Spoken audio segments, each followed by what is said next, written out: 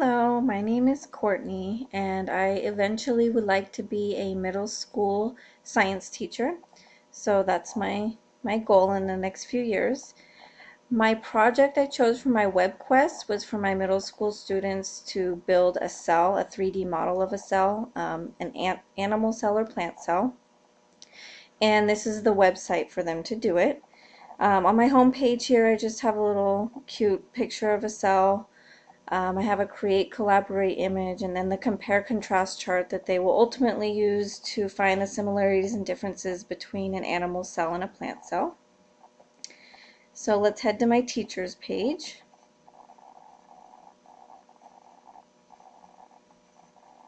So this says Mrs. Sagun's page, and it's just simply a little bit about myself, my expectations in my classroom. I have a link to reach me through email, and then when we have our Edmodo page, it'll be a link for them to collaborate that way.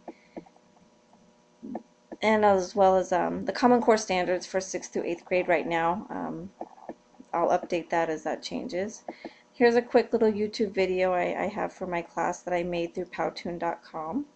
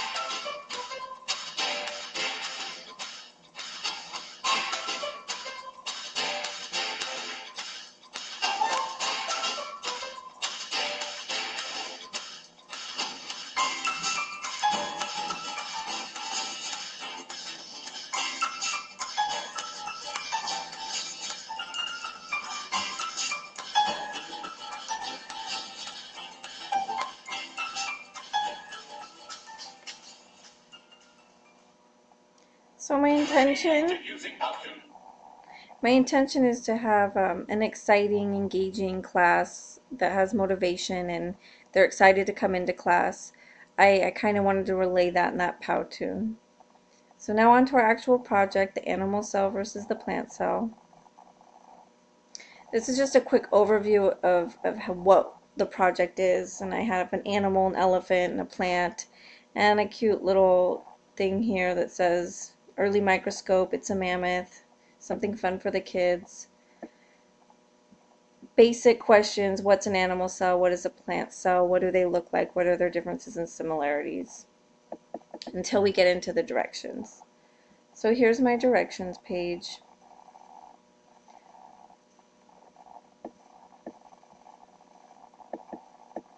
I created it through a Google Word document.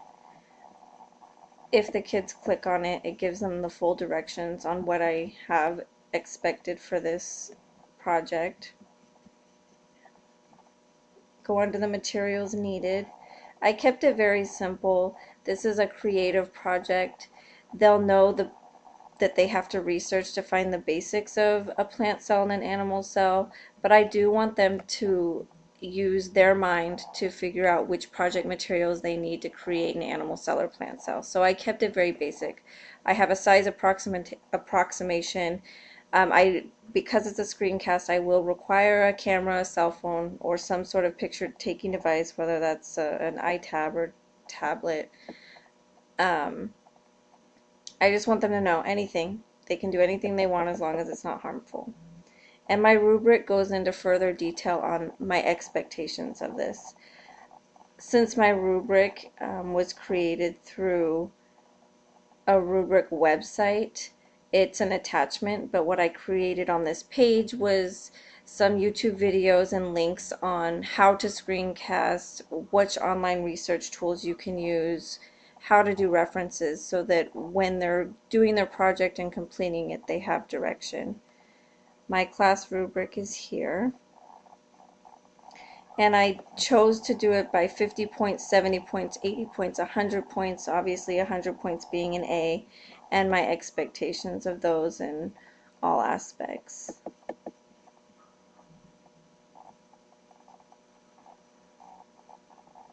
And then here's my, my task.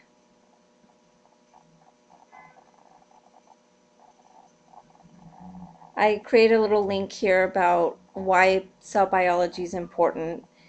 They'll obviously be learning the importance of science in a class, but for the importance of this project, I wanted them to know. There's a funny cell song here that's on YouTube. It kind of helps you remember some of the organelles and stuff of a cell. And then I created another Google document for their tasks and roles.